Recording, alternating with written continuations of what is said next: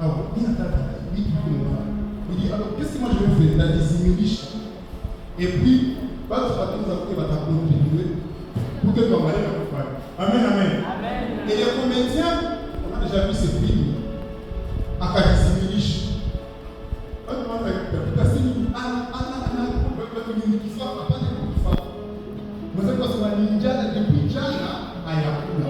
Amen, amen. Et puis, le premier monsieur qui est arrivé, il dit, si la dernière qui va se partir dans 1000 francs, au musée Vitica. On y a la situation au musée Vitica, c'est pas très chakula ni abie, mais il faut complet. Amen. Moi, la zimie à la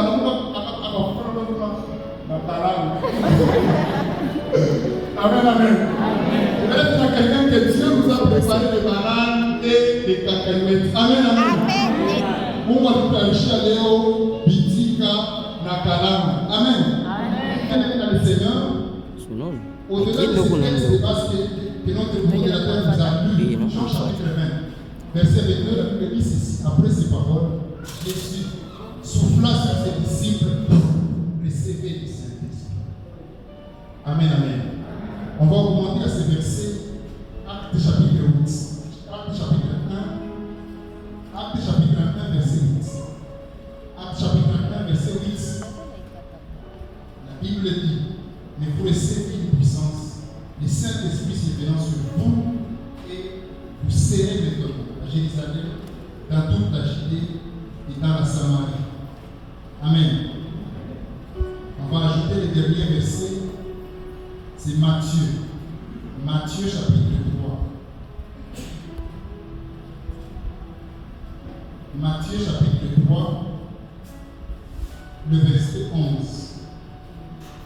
Matthieu chapitre 3, le verset 11. Jean-Baptiste est en train de dire, il dit, moi, je vous baptise d'eau pour vous amener à la repentance. Mais celui qui vient après moi est plus puissant que moi. Je ne suis pas digne de porter ses souliers. Il dit, lui, dit Jésus-Christ, il vous baptisera, si la Bible vous appartient, souligné, il vous baptisera du Saint-Esprit et de feu. Amen, amen. Il vous baptisera du Saint-Esprit et de feu. Le premier verset que nous avons lu dans Jean chapitre 20, verset 22, Jésus est en train de dire, il souffla à ses disciples et lui, recevez le Saint-Esprit. Mais ce qui est drôle, avant de monter au ciel, on va revenir, il y a encore ses disciples. Allez patienter à Jérusalem et vous recevrez une puissance du Saint-Esprit qui viendra sur vous. Amen. Et Jean-Baptiste est en train de dire que Jésus-Christ nous baptisera du Saint-Esprit et de feu. Amen, amen. Notre message de ce matin est intitulé Vivre réellement la Pentecôte. Alléluia. Vivre réellement la Pentecôte. Quel est l'objectif de ce message ce matin? Alors que nous sommes en train de nous préparer à la Pentecôte qui aura lieu le dimanche prochain, ce message vient comme un appétit, vient comme des repas qu'on mange avant de manger, des potages, vient nous préparer, nous donner des connaissances de base sur la personne du Saint-Esprit et sur la Pentecôte, pour que nous puissions non seulement commémorer très bien cette Pentecôte, mais aussi et surtout pour que nous puissions vivre réellement la Pentecôte. Notre thème, c'est vivre réellement la Pentecôte. L'objectif de ce message, c'est nous donner des connaissances de base sur la Pentecôte, sur le Saint-Esprit, afin de nous préparer pour bien commémorer la Pentecôte qui sera là le dimanche prochain et la vivre réellement. Amen, amen. Dans cet enseignement, ce n'est pas vraiment une prédication. On va parler de quelques points. Premier point, je vais dire qu'est-ce donc la Pentecôte. Deuxième point, je vais parler de 6 vérités. 6 vérités que nous devons connaître sur la personne du Saint-Esprit. Qu'est-ce que la Pentecôte? 6 vérités sur la personne du Saint-Esprit. Troisième point, je vais revenir sur le contexte de notre verset de base, Jean chapitre 20, verset 22.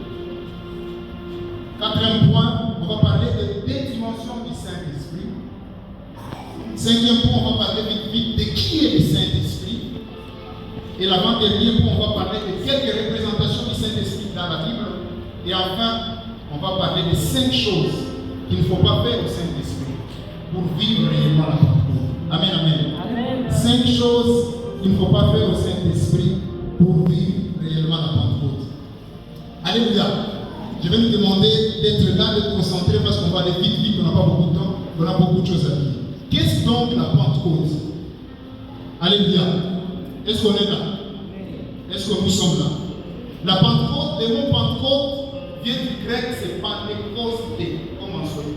Pentecosté. Et le mot Pentecôte, du grec, ça signifie tout simplement 50e.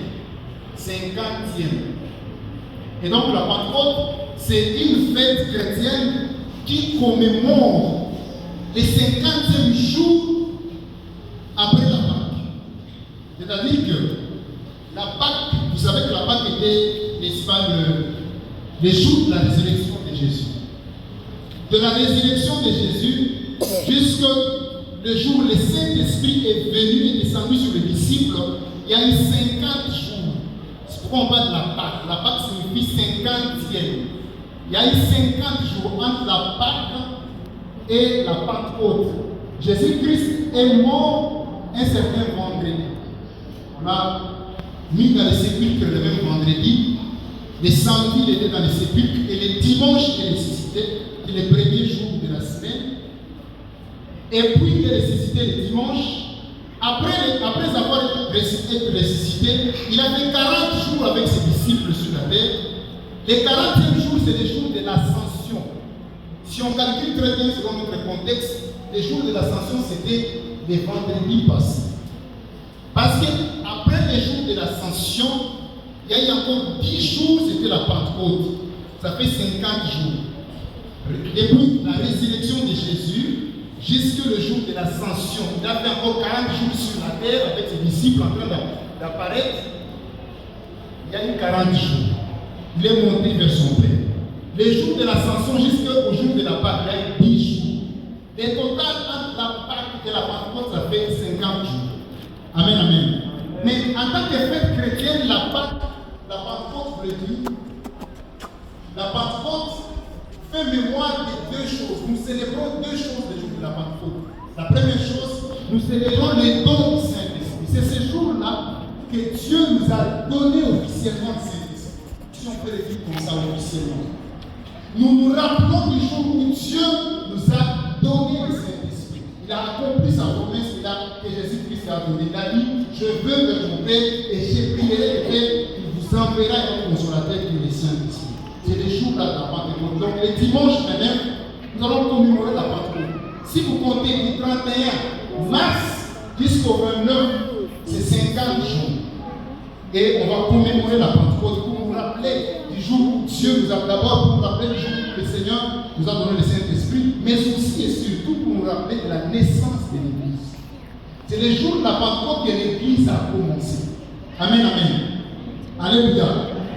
Qu'est-ce donc la Pentecôte? On a fini avec ça. Vous vous rendez compte que l'élément clé de la Pentecôte, c'est le Saint-Esprit. Il est donc important de parler de la personne du Saint-Esprit. Et nous préparer ces messages. Nous allons commémorer les dons du Saint-Esprit. Nous allons commémorer la naissance de l'Église le dimanche prochain.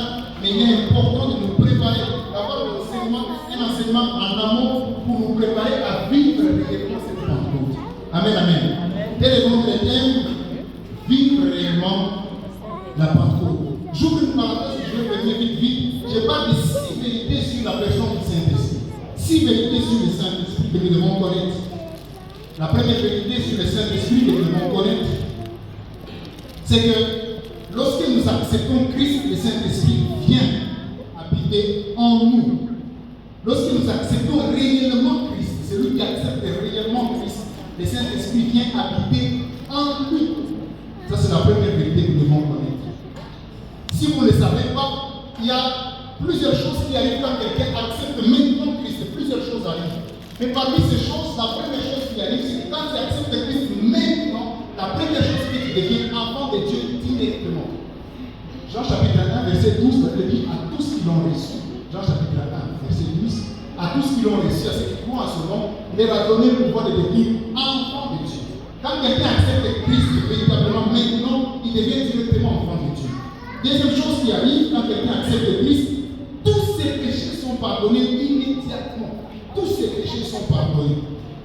Le verset, c'est 1 Jean chapitre 2, verset 12. 1 Jean chapitre 2, verset 12, ça veut dire, je vous écris, les petits enfants, parce que vos péchés sont pardonnés à cause de son nom.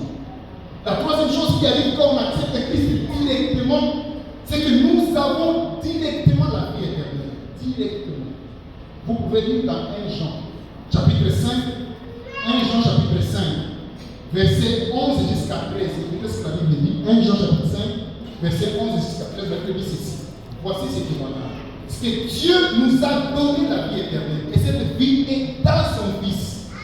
Verset 12, la Bible dit, c'est lui qui a, c'est au présent, c'est lui qui a le Fils, a la vie éternelle. C'est lui qui n'a pas le Fils, n'a pas la vie éternelle. 1 Jean, chapitre 5, verset 11 à 13. La quatrième chose qui arrive directement, c'est que le Saint-Esprit vient habiter en vous. C'est la première vérité. Et nous connaissons beaucoup de versets qui parlent de ça. Dans 1 Corinthiens, chapitre 3, verset 16, la Bible dit, ne savez-vous pas que vous êtes le temple du Saint-Esprit et que l'Esprit de Dieu habite en vous. Amen, amen. La deuxième vérité sur le Saint-Esprit, parce que nous sommes en train de nous préparer pour la Pentecôte, nous devons connaître cette vérité, c'est que celui qui n'a pas le Saint-Esprit n'est pas chrétien, n'est pas enfant de Dieu, et Dieu ne le reconnaît pas. Je vais répéter cette vérité. La deuxième vérité, c'est celui qui n'a pas le Saint-Esprit n'est pas chrétien, il n'est pas enfant de Dieu, il n'est pas connu par Dieu. Alléluia. On va lire cela dans Romains chapitre 8, verset 9. Romains 8, verset 9, vous sautez le verset 14 et vous sautez le verset 16. Écoutez ce que la Bible dit. Pour vous, vous ne vivez pas selon la chair, mais selon l'esprit. Si du moins l'esprit de Dieu habite en vous. La Bible dit, si quelqu'un n'a pas l'esprit de Christ, il ne lui appartient pas. Verset 14, car tous qui sont conduits par l'Esprit de Dieu sont fils de Dieu. L'Esprit lui-même rend témoignage à notre esprit que nous sommes enfants de Dieu. Donc la vérité c'est quoi? C'est que celui qui n'a pas le Saint-Esprit n'est pas chrétien, il n'est pas enfant de Dieu. Dieu ne le connaît pas, il n'appartient pas à Dieu. Je crois déjà avoir parlé de ça, parce que Dieu est le Dieu de tout le monde. Il est le créateur de tout le monde, mais il n'est pas le Père de tout le monde. Alléluia. Dieu est le créateur de tout le monde, mais il n'est pas le Père de tout le monde. Il est le Père de ses enfants. Jean chapitre 1, verset 12, la Bible dit à tous qui l'ont reçu, à ceux qui croient en son nom, il leur a donné le pouvoir de monter, de quitter dans la classe des créatures de Dieu, venir dans la classe des enfants de Dieu. Et ce qui fait cela, c'est le Saint-Esprit. Celui qui n'a pas le Saint-Esprit, Dieu ne sait pas l'identifier. Amen, amen. La troisième vérité que nous devons connaître par rapport au Saint-Esprit, ça va vous choquer, c'est que lorsque nous recevons le Saint-Esprit ne nous quitte pas. Il reste en nous. Il reste en nous. Alléluia. Je vais nuancer quand on va avancer pour que nous comprenions. Donc Jean chapitre 14, verset 16, la Bible dit ceci. Et moi, c'est Jésus-Christ qui est en train de dire, Jean 14, verset 16. Jésus-Christ est en train de dire, il dit, et moi, je prierai le Père, et il vous donnera un autre consolateur. J'aime la suite, il dit, enfin, qu'il demeure, pas momentanément, qu'il demeure éternellement avec vous. Alléluia. Je souligne dans ma Bible le mot éternellement. 3-4 vérités, j'aimerais que nous puissions partager, connaître sur le Saint-Esprit. C'est que le même Saint-Esprit qui était dans Jésus, c'est le même Saint-Esprit qui est en toi. Si j'étais à ta place, je vais dire Amen. Alléluia. Il y a des gens qui pensent que Jésus avait un Saint-Esprit et nous avons un Saint-Esprit. Les apôtres avaient un Saint-Esprit différent de l'autre. Non. Le même Saint-Esprit qui était dans les apôtres, le même Saint-Esprit qui est en nous. Alléluia.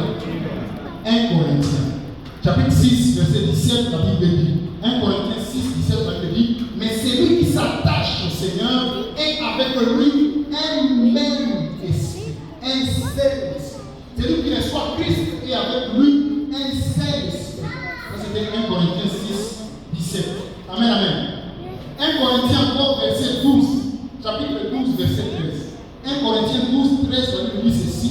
Nous avons tous, en effet, été baptisés dans un seul esprit pour commettre un seul corps, soit juif, soit grec, soit esclave, soit libre.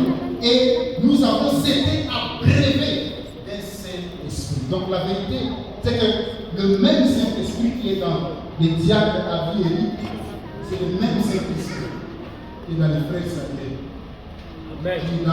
qui était dans les apôtres, qui était en Jésus. C'est le même Saint-Esprit qui est en chacun d'entre nous. Amen, amen. Dis-moi, c'est là qui va accepter Christ. Cinquième vérité que nous devons connaître, c'est que le Saint-Esprit, ça c'est très important, le Saint-Esprit est un exaucement à une prière. Le Saint-Esprit est un exaucement à une prière. Et ça nous enseigne quoi? Ça nous enseigne que Dieu écoute les prières et il exauce. Non seulement que Dieu écoute, mais exauce aussi les prières. Jean chapitre 14, que nous avons lu, verset 16, la Bible dit, c'est Jésus-Christ qui est en train de dire, et moi, je vais prier au Père, je prierai le Père. Et il vous donnera un autre consolateur. Je vais adresser une prière à Dieu. Et le jour de la Pentecôte, Dieu a exaucé cette prière-là. Amen, amen. Donc la vérité, c'est que le Saint-Esprit, c'est une réponse à une prière qui a été adressée à Dieu.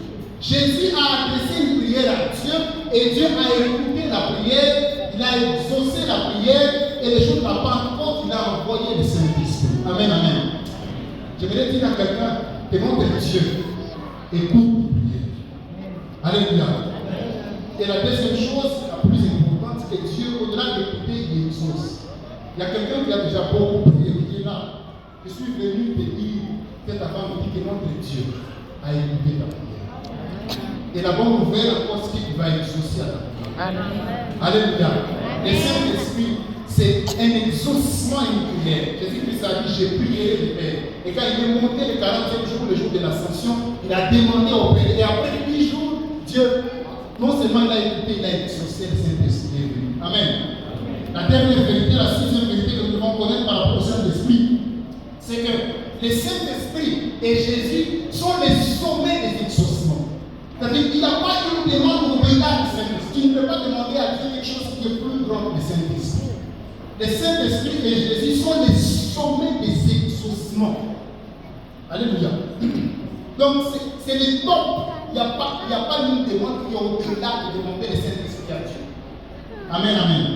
Romains chapitre 8, verset 31 à 32, la Bible dit, Romains 8, 31 à 32, la Bible dit, que dirons-nous donc à l'égard de ces choses? Si Dieu est pour nous, qui sera contre nous, le verset 32, lui qui n'a point épargné son propre Fils, il nous a donné la chose la plus importante, mais qui l'a livré pour nous tous, comment ne nous donnera-t-il pas toute autre chose? Amen, amen. C'est comme pour dire, j'ai déjà donné ce qui est plus important. Comment je ne vous donnerai pas autre chose, des véhicules? Comment je ne vous donnerai pas un papier, un diplôme? Comment je ne vous donnerai pas un travail? Si je vous ai déjà donné Christ, si je vous ai déjà donné le Saint-Esprit, c'est-à-dire que c'est le sommet des exaucements. Dans Luc, chapitre 11, verset 13, Jésus-Christ est en train de dire, Luc 11, 13, il dit, si donc méchant comme vous l'êtes, vous savez donner bonnes choses à vos enfants, à combien plus votre raison le Père ne donnera-t-il pas le Saint-Esprit à ceux qui le demandent? Amen, amen. Si Dieu Père est la plus bonne chose que tu peux donner à ton fils, tu sais le faire, Dieu aussi la plus grande chose qu'il peut nous donner, c'est le Saint-Esprit. Amen, amen. Revenons dans notre texte, Jean chapitre 20, verset 22. Amen, amen. Jean chapitre 20, verset 22. La Bible dit ceci. Après ces paroles, Jésus souffla sur terre. Il dit, recevez le Saint-Esprit. Quel est le contexte de ce message? Et qui a écrit ce livre de Jean? Ce livre de Jean, je commence déjà à entrer dans mon message. Ce livre de Jean a été écrit par Jean lui-même. Mais à la différence, parce que dans la Bible, il y a beaucoup de Jean. À la différence, le Jean qui a écrit ce livre s'appelle Jean, fils de Zébédée, qui est le frère de Jacques. Et dans la Bible, dans les évangiles, on dit que c'était le disciple le plus aimé de Jésus. Et vous allez voir quand vous lisez les Écritures, chaque fois quand Jésus sélectionnait 3 disciples, Jean ne pouvait jamais manquer. S'il sélectionne 3 disciples pour aller dans une mission, Jean ne pouvait jamais manquer. Il y avait Pierre qui ne pouvait jamais manquer. Qui était là? Il y avait Jacques et Jean. Mais quand il sélectionnait deux, soit Pierre pouvait manquer, soit Jacques pouvait manquer, mais Jean ne pouvait pas manquer. Et la Bible dit que c'était les disciples les plus aimés de Jésus. Et c'est lui qui a écrit ces livres de Jean. Mais ce qui est intéressant, Jean a écrit beaucoup de livres. Il a écrit 5. Il a écrit le livre de Jean, l'évangile selon Jean. Il a écrit 1 Jean, 2 Jean, 3 Jean et les livres d'Apocalypse. Mais les livres que nous venons des livres de Jean, chapitre 20, je suis en train de placer les contextes. La Bible dit après ces paroles, il souffla sur terre. Quel est le contexte? Qu'est-ce qu'il disait avant? Amen, amen. Il souffla sur terre. J'ai dit que les livres de Jean fait partie du paquet des livres qu'on appelle les livres du Nouveau Testament, qu'on appelle les livres historiques. L'Ancien Testament a 4 parties des Pentateuque, les livres historiques, les livres poétiques, les livres de sagesse et les livres prophétiques. Le Nouveau Testament aussi a 4 parties. La première partie, ce sont des livres, certains appellent ça des livres historiques, les autres appellent ça des récits de Jésus et de ses disciples. Deuxième partie, ce sont les lettres de Paul. Troisième partie, ce sont les autres lettres. Et enfin, l'Apocalypse, 4 parties. Mais les livres que nous avons lus de Jean fait partie de ce premier paquet de livres qu'on appelle les livres historiques dans le Nouveau Testament.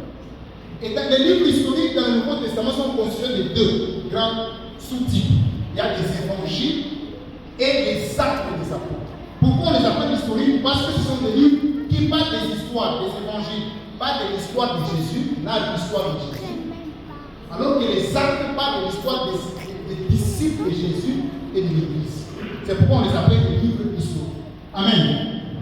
Alors l'évangile que nous avions lu, Jean, il parle de Jésus. Il parle de la vie de Jésus. Les 4 évangiles parlent de la vie de Jésus. Quand on parle de la vie de Jésus, on parle de 11 choses. La vie de Jésus signifie 11 choses. Sa naissance, sa croissance, son ministère, ses miracles, ses enseignements, son arrestation, sa souffrance, sa crucifixion, sa mort, sa résurrection et son ascension. 11 choses quand on parle de la vie de Jésus. Et les évangiles parlent de ces 11 choses-là par rapport à la vie, comment il est né, comment il a grandi, comment il a exercé le ministère, les dons, comment il a enseigné, comment il a prêché, comment on l'a arrêté, comment il est mort, etc., etc. Mais à la différence d'autres évangiles, Jean parle de Jésus comme fils de Dieu, comme un Dieu puissant. Amen, amen. Mais Matthieu parle de Jésus comme le Messie, celui qui est venu sauver son peuple. Marc parle de Jésus comme le serviteur ou le faiseur de miracles. Et puis Luc parle de Jésus comme le fils de l'homme. Matthieu, Jésus comme Messie. Marc, Jésus comme le faiseur de miracles, le serviteur.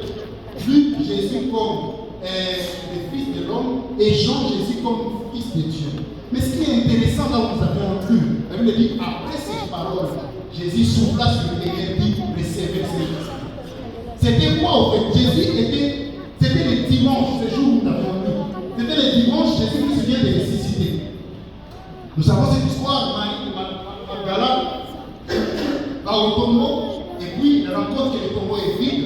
Elle va courir, elle va appeler Simon Pierre, elle va appeler Jean qui a écrit ce livre de Jean. Ils vont arriver au tombeau, ils vont se rendre compte que Jésus n'est pas là. Les deux disciples vont rentrer. Mais alors que Marie Magdala est restée encore au tombeau, il va regarder à l'intérieur du tombeau, il va voir qu'il y avait 2 anges. L'un, l'autre, il voulait aller sur l'autre, l'autre pigeon. Comme ça, l'un ici au côté de la tête, les autres là, les 2 anges. Et puis, il va poser la question, est-ce que vous savez où est parti mon maître? Parce qu'on ne l'a pas trouvé. Alors qu'il était en train de poser la question, Jésus lui apparaît. Et dimanche, le jour de la résurrection, ne joue pas. Jésus lui apparut à Marie de Magdala, et lui, quand Marie de Magdala lui se retourne, se rend compte qu'il ne connaît pas le monsieur, la Bible dit qu'il pensait que c'était un jardinier. Et Marie va lui poser la question, est-ce que tu n'as pas vu quelqu'un qui a pris les corps de mon Seigneur?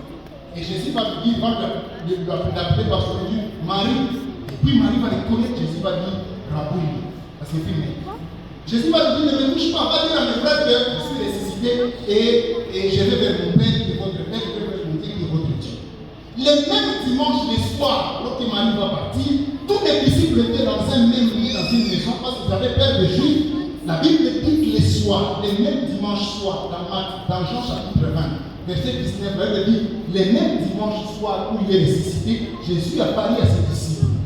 Mais quand il a parlé à ses disciples, la Bible dit que la paix soit avec vous, il leur montra ses mains, tout ça, et puis il est dit, là où nous avons lu, après ces paroles, Jésus-Christ souffla sur eux, il leur dit, recevez le Saint-Esprit. Mais c'est là où mon message commence. Jésus-Christ souffla sur eux, il leur dit, recevez le Saint-Esprit. La question que je vous pose, est-ce que Jésus peut mentir? Quelqu'un pense que Jésus peut mentir. Jésus ne peut pas mentir, Jésus est Dieu.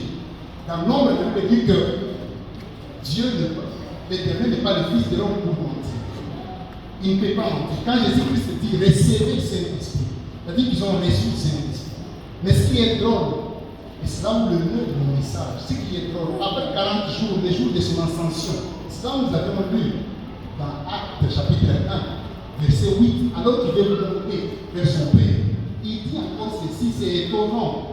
Mais Jésus dit, mais vous recevez une puissance. Mais Jésus, qu'est-ce qu'on a reçu? Le Saint-Esprit se viendra sur vous et vous serez mes témoins à Jérusalem. Amen. Amen. Ça dérange. Il ressuscite aujourd'hui, il souffle sur ses disciples, recevez le Saint-Esprit. Et puis après 40 jours, les jours de son ascension, il dit à ses disciples, vous recevrez une puissance. Le Saint-Esprit s'y viendra sur vous. Et puis après 10 jours, dans Actes chapitre 2, verset 4, 3, 4, on dit que le Saint-Esprit est descendu sur eux sous forme de parole. C'est là où je vais parler de deux dimensions du Saint-Esprit. N'oubliez pas notre message a pour objectif de vous préparer pour vivre réellement la Pentecôte. Nous devons connaître en tant qu'enfant de Dieu qu'il y a deux dimensions du Saint-Esprit. Deux dimensions du Saint-Esprit. Il n'y a pas deux Saint-Esprits. Il y a un seul Saint-Esprit avec deux dimensions. Amen. Et c'est le verset que nous avons lu quand Jean-Baptiste est en train de dire ceci. C'est lui qui vient derrière moi, lui qui vous baptisera dans Matthieu chapitre 3, verset 11. Il dit, moi je vous baptise d'eau pour vous amener à la repentance. Mais c'est lui qui vient après moi qui vous baptisera. Il parle de deux choses. Il vous baptisera du Saint-Esprit et conjonction de coordination et de feu. Il vous baptisera du Saint-Esprit et de feu. Il y a, bien aimé dans le Seigneur, nous devons connaître, bientôt on va commémorer la Pâque, nous devons connaître qu'il y a deux grandes dimensions du Saint-Esprit. La première dimension du Saint-Esprit, c'est le Saint-Esprit en nous. La préposition en, j'insiste sur en. La première dimension, c'est le Saint-Esprit en nous. Le Saint-Esprit en nous. Je vais parler d'abord sur ça pour ne pas vous ennuyer. C'est la première dimension du Saint-Esprit. Et quand on parle du Saint-Esprit en nous dans les Écritures, c'est lui qui en parle beaucoup, c'est Jean et Paul.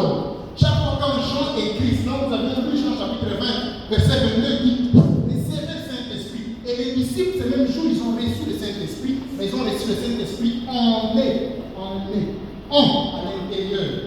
Amen, amen. Alors, la Bible, quand vous lisez la Bible, vous allez voir ce concept. Je donne quelques versets dans Matthieu, dans 2 Timothée chapitre 1, verset 14. 2 Timothée chapitre 1, verset 14, la Bible dit garde les deux pots. Garde les bons de bon par le Saint-Esprit qui habite en nous. On insiste sur en nous. 1 Jean chapitre 2, verset 27, la Bible dit pour vous, 1 Jean 22, 27, pour vous, l'onction que vous avez reçue demeure en vous, en vous, à l'intérieur de vous. Jean chapitre 14, verset 16 à 17, Jean chapitre 14, verset 16 à 17, la Bible dit ceci, et moi je vous donnerai des pères, je vous donnerai un autre consolateur, afin qu'il demeure éternellement avec vous, verset 17, l'esprit de vérité que le monde ne peut pas recevoir, parce qu'il ne le voit point, et il ne le connaît point. Mais vous, vous le connaissez parce qu'il demeure avec vous, et il sera en vous. Amen. 1 Corinthiens chapitre 3, verset 16, la Bible dit, et ne savez-vous pas que vous êtes des temples du Saint-Esprit, et que le Saint-Esprit de Dieu habite en vous. Amen, amen. Et Saint-Esprit en nous, ça veut dire la personne du Saint-Esprit. C'est le Saint-Esprit comme personne du Saint-Esprit. C'est ce que Jean est en train de dire. C'est lui qui vient après moi qui vous baptisera du Saint-Esprit et de feu. Alléluia. Et déjà, Jean-Baptiste dit qu'il vous baptisera du Saint-Esprit et de feu. La deuxième dimension du Saint-Esprit. Donc le Saint-Esprit en nous, c'est la personne du Saint-Esprit. Mais la deuxième dimension du Saint-Esprit, c'est le Saint-Esprit sur nous. Le Saint-Esprit sur nous, c'est lui qui en parle et Paul aussi en parle. C'est la dimension du feu du Saint-Esprit. C'est la dimension de la puissance du Saint-Esprit. Amen, amen. C'est-à-dire que dans Jean, chapitre 20, verset 22, les disciples ont reçu le Saint-Esprit en eux, à l'intérieur d'eux comme personne. Mais dans Actes chapitre 1, verset 8, Jésus est en train de leur promettre la puissance du Saint-Esprit. Le Saint-Esprit sur eux. Et quand vous lisez, vous allez voir le jour, Jésus-Christ va dire clairement, il dit, mais vous recevrez une puissance, le Saint-Esprit ne viendra pas en vous, mais sur vous. Le Saint-Esprit sur nous, c'est la puissance du Saint-Esprit. C'est le feu du Saint-Esprit. C'est ce que Jésus-Christ est en train de dire dans Ésaïe, chapitre 61, verset 1, la Bible dit, Ésaïe 61, verset 1. L'Esprit du Seigneur, de l'Éternel, est en moi, est sur moi. Amen, amen. Luc chapitre 1, verset 35, la Bible dit, l'ange dit à Marie, le Saint-Esprit viendra sur toi. Amen. Luc 2, 25, la Bible dit, et voici, il y avait à Jérusalem un homme appelé Siméon. Cet homme était juste et pieux. Il attendait la consolation d'Israël et l'Esprit Saint était sur lui. Alléluia. La première dimension du Saint-Esprit, c'est le Saint-Esprit en nous, c'est la personne du Saint-Esprit. Et quand le Saint-Esprit est en nous, il habite en nous, il nous donne le caractère de Dieu. Il nous donne le fruit du Saint-Esprit. Nous commençons à aimer Dieu. Quand quelqu'un est baptisé aujourd'hui, le Saint-Esprit habite en lui, vous sentez qu'il commence à aimer Dieu, commence à aimer les choses de Dieu. Le caractère de Dieu vient. Mais après, on peut implorer la puissance du Saint-Esprit sur la personne qui est baptisée. Amen, amen. Donc dans le Nouveau Testament, pour nous qui sommes dans le Nouveau Testament, nous avons à la fois le Saint-Esprit en nous et sur nous. Mais ceux de l'Ancien Testament n'avaient pas le Saint-Esprit en eux. Ils avaient le Saint-Esprit sur eux parce qu'ils n'étaient pas chrétiens. Amen, amen. Ils n'étaient pas chrétiens, ils avaient le Saint-Esprit sur eux. Et Ésaïe est en train de lire Ésaïe 59, verset 21, il dit, voici mon alliance avec eux, dit l'Éternel, mon esprit qui repose sur toi. Amen. Dans l'Ancien Testament, c'était la dimension de la puissance du Saint-Esprit. Le Saint-Esprit reposait sur quelques catégories de gens d'ailleurs. Il reposait sur le prophète, reposait sur le sacrificateur, reposait sur quelques rois et reposait sur les juges. Mais pour nous, dans la Nouvelle Alliance, le Saint-Esprit n'est pas seulement sur nous, il est aussi en nous et plus avec nous. Quatre et trois dimensions. Le Saint-Esprit est en nous, sur nous et avec nous.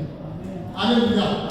Jésus-Christ dit que moi je prierai le Père, il vous donnera un autre consolateur, afin qu'il demeure éternellement avec vous d'abord. Et pas d'une autre dimension. Le Saint-Esprit demeure éternellement avec vous. Et verset 27, l'Esprit de vérité que le monde ne peut pas recevoir parce qu'il ne connaît pas et ne l'est pas connu. Mais vous, vous le connaissez parce qu'il demeure avec vous et il sera en vous. Alléluia. Est-ce qu'on comprend ça? Donc celui qui pouvait avoir le Saint-Esprit dans l'Ancien Testament, c'était les quatre catégories que j'ai parlé. Mais dans le Nouveau Testament, tout celui qui reçoit Christ comme Seigneur et Sauveur, le Saint-Esprit vient habiter en lui. Amen, amen. Alléluia. J'ai dit que le Saint-Esprit habite en nous éternellement. Alors que dans l'Ancien Testament, parce que le Saint-Esprit était sur les gens, il ne demeurait pas éternellement. Dieu pouvait les tuer. Amen, amen. Et Dieu, dans 1 Samuel, verset 16, chapitre 16, verset 14, il dit l'Éternel, l'Esprit de l'Éternel se retira de Saoul. Pourquoi? Parce que l'Esprit était sur Saoul.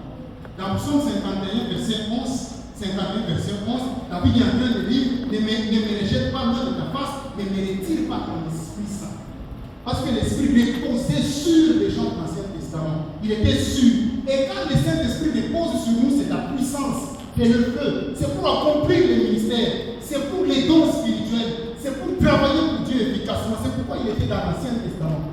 Pour que ces gens travaillent efficacement avec puissance pour Dieu. C'est pourquoi Jésus-Christ est en train de dire, allez à Jérusalem, vous avez le Saint-Esprit en vous.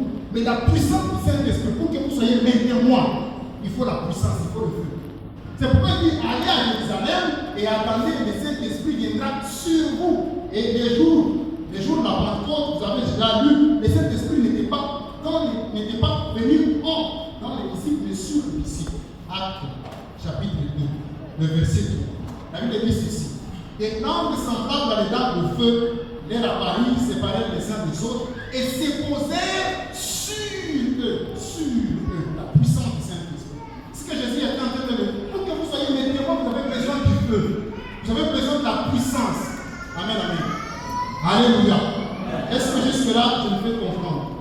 Nous sommes en train de nous préparer pour la Pentecôte. N'oubliez pas l'objectif de notre message. Donc, le Saint-Esprit en nous, c'est le caractère de Dieu. Le Saint-Esprit en nous, c'est le fruit de Dieu. Ça nous donne la personne de Dieu. Nous commençons à aimer Dieu, l'être de Dieu, le cœur de Dieu, le fruit de l'Esprit. C'est la nouvelle naissance que nous acceptons Christ. Le Saint-Esprit a habité en nous. Mais le Saint-Esprit sur nous comme dimension est fonction de la consécration. Plus vous vous concentrez à Dieu, plus vous vivez une vie de sanctification, plus vous vivez une vie de gêne, plus vous cherchez Dieu, la puissance de Dieu se manifeste dans votre vie. Le feu du Saint-Esprit se manifeste dans votre vie. Et là, c'est la capacité à agir. Esaïe est en train de dire, l'Esprit du Seigneur est sur moi. Quand c'est sur moi, c'est la puissance. Et puis il m'a envoyé pour annoncer la bonne nouvelle, pour guérir les malades, parce que c'est la puissance, c'est le feu. Alléluia. Alléluia. Mais qui est le Saint-Esprit? Le mot Saint-Esprit vient du hébreu, c'est Roua, signifie vent. C'est pourquoi Jésus-Christ en Jean chapitre 12, Jean chapitre 20, que nous avons lu, verset 22, il dit, recevez le Saint-Esprit. Comme symbole du Saint-Esprit. Il souffle sur. Et le mot Saint-Esprit signifie vent en hébreu. C'est Roua. Ça signifie vent. En grec, c'est le mot pneuma. Le mot pneuma signifie énergie ou vent. Mais qui est le Saint-Esprit réellement? Réellement, le Saint-Esprit est Dieu. Le Saint-Esprit est Dieu. Quand vous lisez dans les Actes chapitre 5, verset 3 à 4, elle est en train de dire à Ananias, mais comment tu as rempli ton cœur pour que tu montes au Saint-Esprit? Et puis à la fin, il dit, ce n'est pas à raison que tu as menti à Dieu. Parce que Paul sait que le Saint-Esprit est Dieu. Il dit, tu as menti au Saint-Esprit. Qu'est-ce qui est arrivé à Ananias pour mentir au Saint-Esprit? Et puis il dit, ce n'est pas à des hommes que tu as menti, mais tu as menti à Dieu. Parce que le Saint-Esprit est Dieu. Alléluia. Deuxième chose que nous devons connaître sur qui est le Saint-Esprit. Le Saint-Esprit est la partie de la divinité de Dieu, de la divinité. Nous n'avons pas deux dieux, nous n'avons pas trois dieux, nous n'avons pas quatre dieux. Nous avons un seul Dieu, mais en trois personnes. Ça, nous ne connaissons pas sur la base de notre foi. Amen. Le mot Trinité ne ressort pas directement dans la Bible, mais nous avons le voir dans la Bible dans beaucoup de versets. Dans Matthieu, par exemple, le jour du baptême de Jésus, Matthieu 28, verset 19, non, le jour où Jésus-Christ va partir, il dit à ses disciples, vous les baptiserez au nom du Père, du Fils et du Saint-Esprit. Dans Matthieu 4, quand vous lisez, le jour où Jésus-Christ était en train d'être baptisé, les fils étaient en train d'être baptisés, les ciels s'est ouvert, le Père a dit, et le Saint-Esprit est descendu sur les fils sous forme de la colombe. Amen, amen. Qui est le Saint-Esprit? Le Saint-Esprit est une personne qui a la puissance. Amen, amen. Le Saint-Esprit, ce n'est pas une chose. Le Saint-Esprit, c'est une personne qui a la puissance. C'est ce que Jésus-Christ est en train de dire. Mais vous recevrez une puissance. Le Saint-Esprit, s'il viendra sur vous. Jean-Baptiste est en train de dire, moi je vous baptise d'eau, mais celui qui vient après moi, il vous baptisera du Saint-Esprit et de feu. Le Saint-Esprit, c'est une personne et qui a de la puissance. Alléluia. Mais dans la Bible, il y a plusieurs représentations du Saint-Esprit. Je suis en train d'aller vite. Dans la Bible, le Saint-Esprit est représenté par beaucoup de choses. La Bible utilise beaucoup de figures de style. La première figure de style qui est utilisée dans la Bible, c'est ce qu'on appelle en français, en grammaire, la personnification. C'est une figure de style qui consiste à donner des sentiments humains aux animaux. Par exemple, quand la Bible dit, mes brebis entendent ma voix. Il ne s'agit pas des animaux. Il ne s'agit pas de brebis. Il s'agit des personnes aimées. Amen. Je suis venu pour que mes brebis aient la vie. Il ne s'agit pas de brebis. Il s'agit de personnes en arrière-plan. Ça, c'est la personnification. La deuxième figure de style qui est utilisée dans la Bible, c'est ce qu'on appelle en grammaire la prosopopée. C'est une figure de style qui consiste à donner des sentiments humains aux choses. Quand la Bible dit l'arbre qui ne porte pas de bons fruits, il ne s'agit pas de l'arbre. Alors, papa est moins papa est malaou. C'est pas ça. Amen. Quand la Bible dit vous êtes la lumière du monde, c'est une figure de style. Vous êtes le sel du monde. Amen. Qu'est-ce que vous avez dit? C'est pas ça. Amen. Alléluia. Et la troisième figure de style la plus utilisée dans la Bible, c'est ce qu'on appelle l'anthropomorphisme. C'est pour Dieu. On veut rendre Dieu comme un humain. On donne à Dieu les fonctions de l'humain. Quand la Bible dit les yeux et l'éternel ne sont pas La main de l'Éternel n'est pas pour nous toucher. C'est pour dire que apparemment Dieu peut nous toucher. Juste pour nous expliquer que Dieu nous voit. Dieu nous touche. Amen. Et le Saint-Esprit aussi a beaucoup de significations dans la Bible. Et beaucoup de représentations dans la Bible. Et chaque représentation du Saint-Esprit dans la Bible cache derrière une signification. Dieu ne peut utiliser un mot sans aucune signification derrière. Ces jours-là, j'avais dit pourquoi la Bible parle de Jésus comme agneau de Dieu. Pourquoi l'agneau? Pourquoi pas, permettez le terme, pourquoi pas le corps? Pourquoi pas le cheval? Quand Dieu utilise un mot, une représentation, c'est parce qu'il y a en arrière-plan une idée. Et la Bible aussi, dans la Bible, le Saint-Esprit est représenté par beaucoup de choses. Et chaque représentation du Saint-Esprit cache des significations. Amen. La première représentation, je vais aller vite, c'est le feu. Le feu. La Bible dit que vous recevrez une puissance, le Saint-Esprit se viendra sur vous. Jean-Baptiste est en train de dire que le Saint-Esprit, celui qui vient après moi vous baptisera du Saint-Esprit et du feu. C'était l'image du Saint-Esprit. Et quand le Saint-Esprit est représenté comme le feu, il signifie trois choses derrière. Ça signifie le nettoyage. Le Saint-Esprit nous nettoie. Parce que le feu est utilisé pour nettoyer, c'est tout l'or.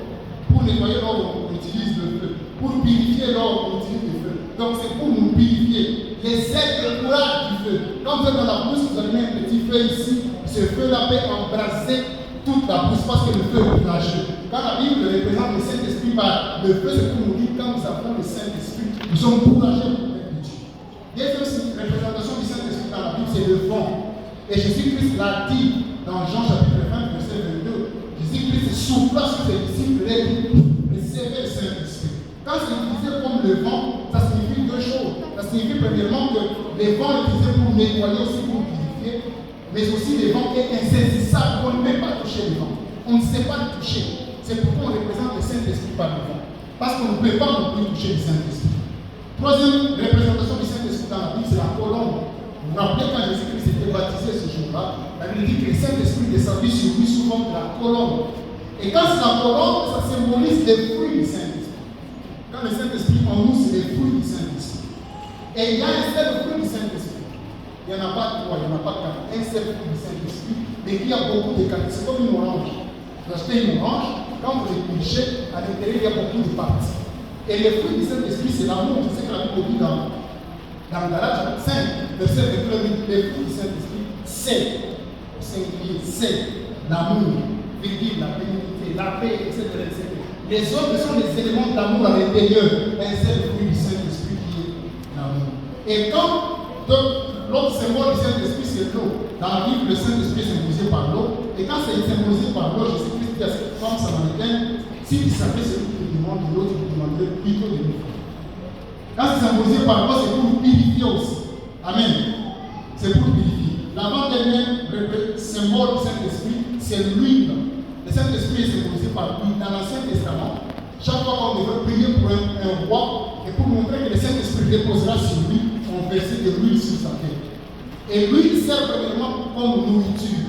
Et quand c'est la nourriture, c'est-à-dire ça nous donne la force. Et le Saint-Esprit est notre nourriture parce qu'il nous fortifie.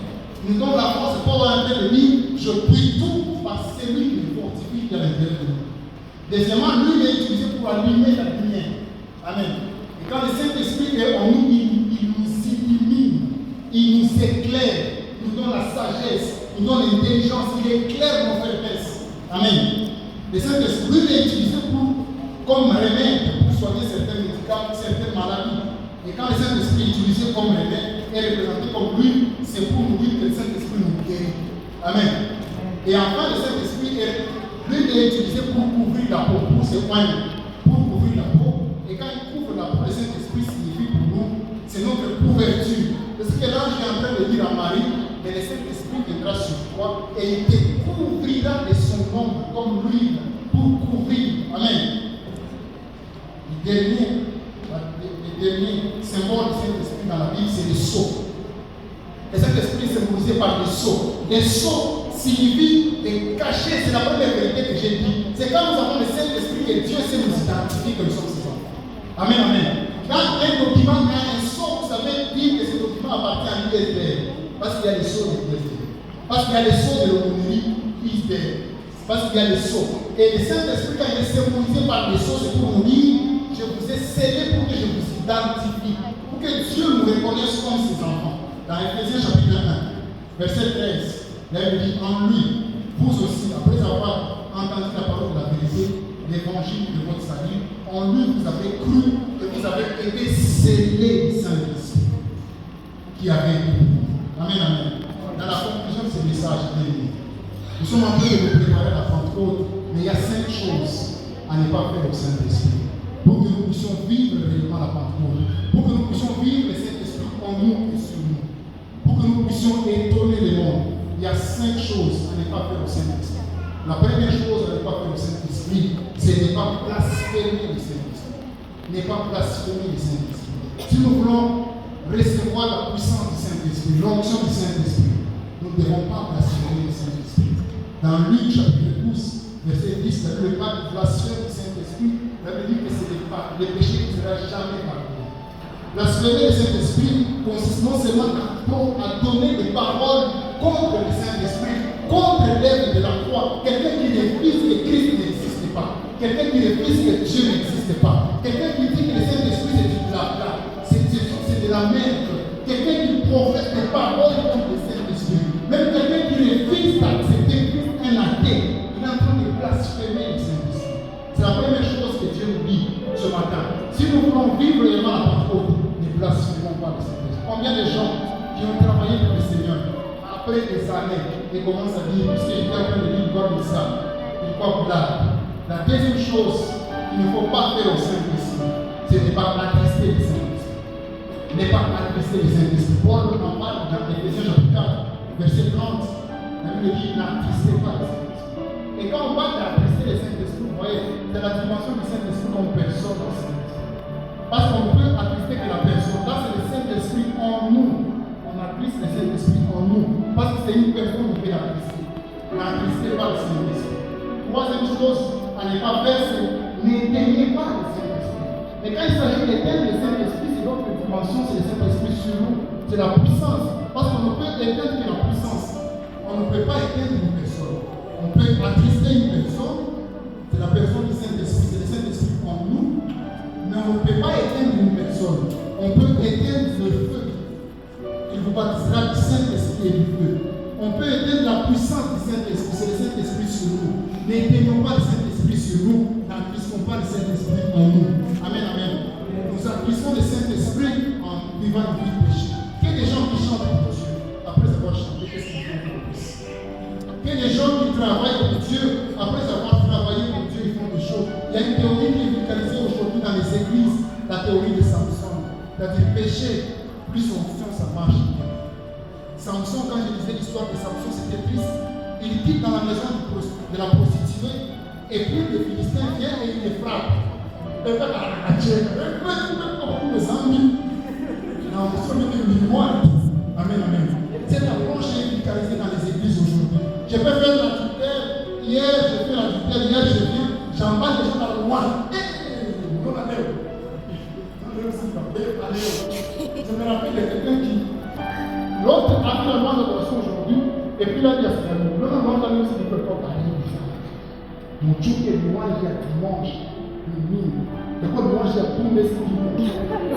Amen, amen. Tous les dimanches, le championnat est allemand. Tu n'as pas dit ma loi d'adoration, il y a un championnat allemand. Dimanche, d'accord, tous les dimanches. Donc, on a vulgarisé les péchés, plus fonction, ça donne. On a fait des péchés, on dit on prêche, les gens sont touchés. Amen, amen. Paul est en train de dire, n'attristez pas le Saint-Esprit. N'éteignez pas le Saint-Esprit. Si vous voulez vraiment vivre réellement la Pentecôte, la quatrième chose à ne pas faire au Saint-Esprit, c'est ne pas s'opposer au Saint-Esprit. Ne vous opposez pas au Saint-Esprit.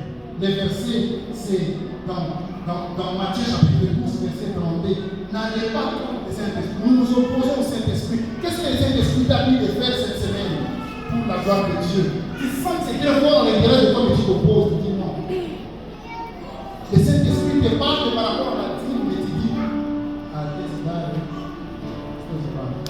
le Saint-Esprit te parle, il dit, ça fait longtemps que tu viens plus à la chorale, mais tu t'opposes au Saint-Esprit, tu dis non, tu lui dis à l'intérieur, nous communiquons avec lui.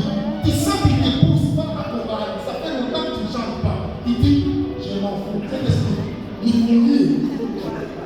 Amen, amen. On s'oppose au Saint-Esprit. Amen, amen.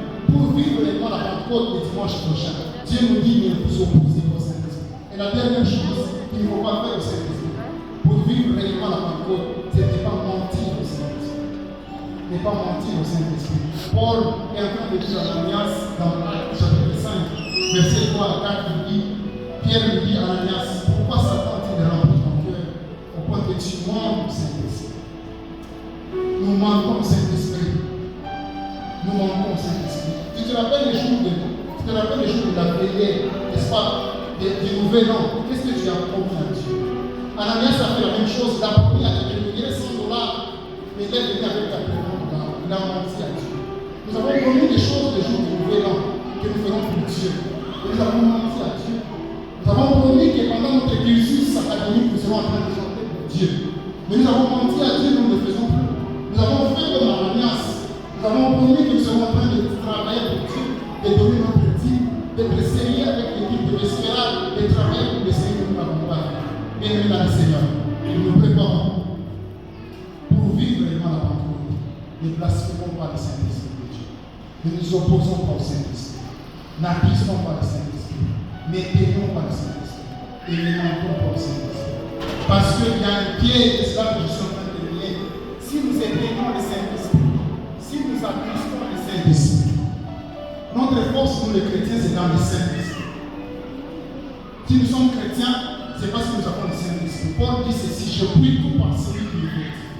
Imaginez celui qui te fortifie et en colère tu vas attrister. Il dit, n'attristez pas le Saint-Esprit. Si tu attristes le Saint-Esprit, c'est là que j'ai dit, le Saint-Esprit ne nous quitte pas. Il reste en nous, mais attristé. Le Saint-Esprit sur nous dans le Nouveau Testament, si nous l'attristons, si nous l'éteignons, il reste sur nous, mais désactivé. La puissance du Saint-Esprit est désactivée. Quelle erreur de combattre contre Satan sans la puissance du Saint-Esprit? Quelle erreur de vivre dans le péché? Tu as déjà attristé le Saint-Esprit, et puis le Saint-Esprit est éteint, et puis tu affrontes le diable. Quelle erreur! Alléluia. Et ça attaque beaucoup d'enfants de Dieu. Quelqu'un il chante pour le Seigneur, mais les jours où tu vas attrister le Saint-Esprit, tu donnes la porte au diable. La Bible dit, ne donnez pas accès au diable. Et nous pouvons donner accès au diable que si nous attristons le Saint-Esprit. Que si nous éteignons le Saint-Esprit. Parce que notre force, on nous dit, vous petits enfants, vous les avez vaincus parce que celui qui est en vous est plus fort que celui qui est dans le monde. Mais celui qui est en nous, c'est le Saint-Esprit. Nous sommes le temple du Saint-Esprit. Mais pour qu'il soit plus fort que celui qui est dans le monde, il doit être actif. Il ne doit pas être attristé. S'il est attristé, Satan, quand il doit vous attraper, vous savez. Quand Satan t'attrape, je vais vous donner l'exemple, je vais te dire. Il y a un pasteur avait sa veste. Un pasteur dans son père avait une veste à l'époque. Il y a une veste de moi pour un an. Normalement, on m'a fait examen en 1960, avant l'indépendance d'ailleurs. Avant la veste, moi, on va dire le pasteur. Nous allons à quel moment fait les bambous, si pour moi, à Kafoula, à Kamatia, à quel moment fait à Kakuta, même, si pour la face, c'est moi. Qu'est-ce que nous avons fait à Satan?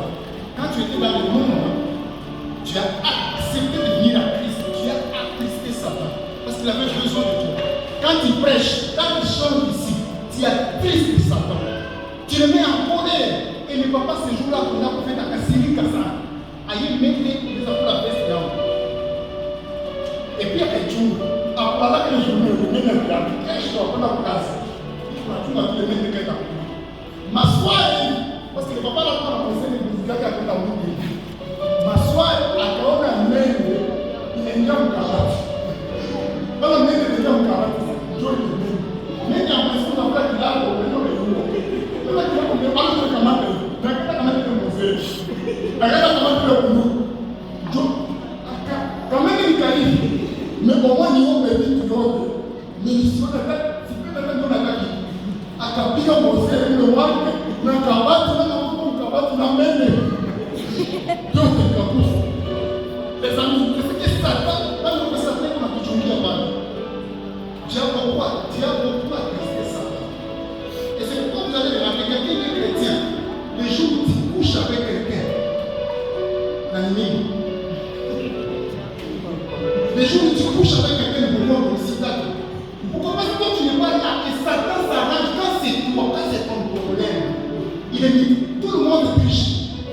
Les étudiants trichent, mais si c'est les dirigeants de la chorale qui trichent, Satan multiplie ça par 50. Parce que les Moselle, Amen, amen. Amen. Alléluia. Est-ce que quelqu'un peut se lever? On va faire une prière à Dieu. J'aimerais que nous puissions faire une prière à Dieu.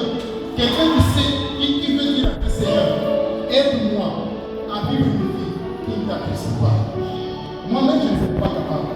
Aide-moi à vivre une vie où je ne m'opposerai pas à ce que tu me dis chaque fois. Aide-moi à vivre une vie où je ne mentirai pas à toi, Saint-Esprit. Aide-moi à vivre réellement la Pentecôte. Si quelqu'un veut vivre réellement la Pentecôte, il a besoin de la prière parce que j'ai, et on va prier le Seigneur avec vous.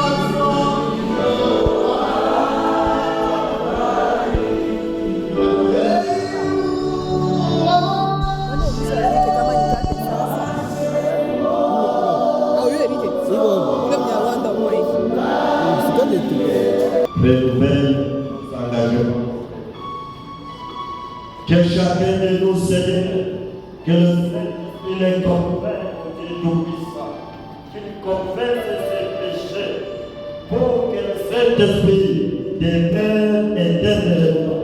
Amen, Seigneur. Merci, Seigneur Jésus, parce que quand nous confessons nos péchés, tu nous pardonnes.